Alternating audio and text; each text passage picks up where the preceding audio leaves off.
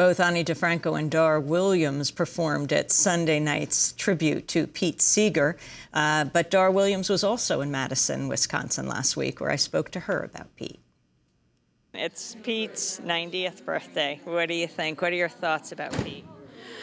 Well, first of all, Pete has set the standard for all of us musicians, because every time I do something that's like a little vain or a little selfish, little, highlights in the hair, I think Pete would not do this.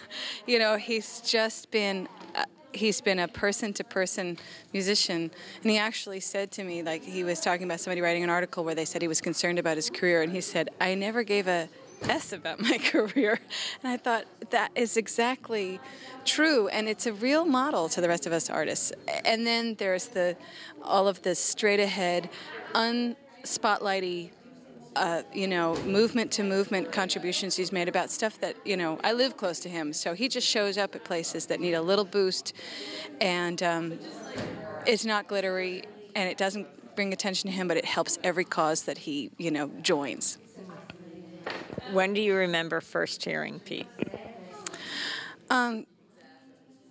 Let's see. Well, as Peter said, there's certain things that are just in your DNA. So who knows when any of us first heard Pete? But I do remember a friend of mine working at a camp for disabled kids, and I was just out of college, and I was, trying to figure out what my contribution to society would be. And he showed up and was, he sang She'll Be Coming Around the Mountain. And nobody really knew he was coming. It was Camp for Disabled Kids. There was nothing, it was just, he was there to sing music that would include people.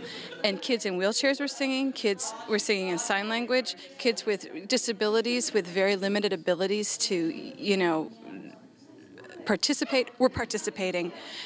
All the counselors were in tears. I was in tears because he was just, and I just thought, that spirit of inclusiveness, that spirit of unity, of all these different abilities, these kids who have this, desire to express and be a part of it. He's completely succeeded, and everyone was going, whoo, whoo. And that's when I realized what his power was, and that the power is what Spalding Gray called like horizontal. It wasn't vertical from on top of a mountain speaking down. It was radiating outwards, and that's when I realized that that's the kind of power that if I ever had it, that's the way I would do it. So my cognizance of his power was around then.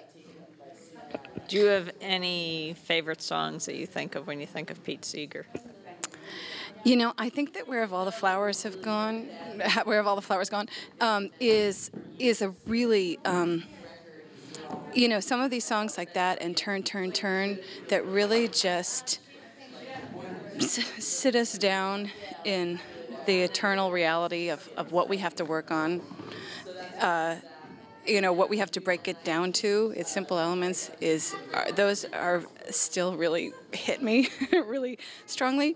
The other thing is my favorite band growing up were the Byrds. Like, they're just so sexy and so groovy, and their harmonies were beautiful, and they would sing The Bells of Rhymney, and I kind of feel like there's something very deep and existential about that song, and it just shows the poetry that he did, as well as, the simplicity and the messages.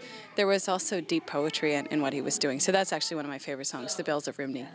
What does it mean to you to be at the celebration, to be singing in Madison Square Garden with Pete and all of the people who love him?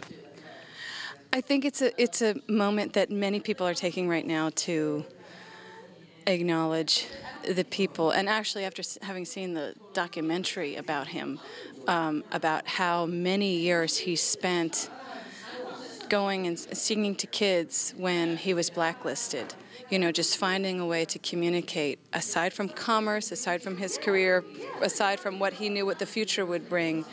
Here he was just going from place to place, and I've met a lot of people who work that way, go community to community, child to child, human to human, and here we are filling Madison Square Garden with a person who's had that kind of, who's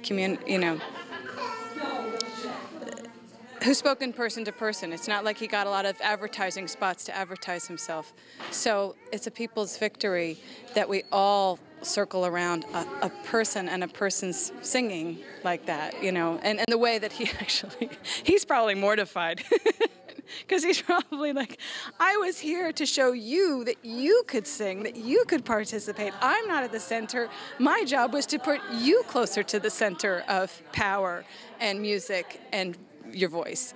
Anyway, I think it's, you know, not to lionize him, but I think that the coming to Madison Square Garden is a part of us acknowledging that he had that power on us and that we feel completely united in what he had, you know, sought out to achieve.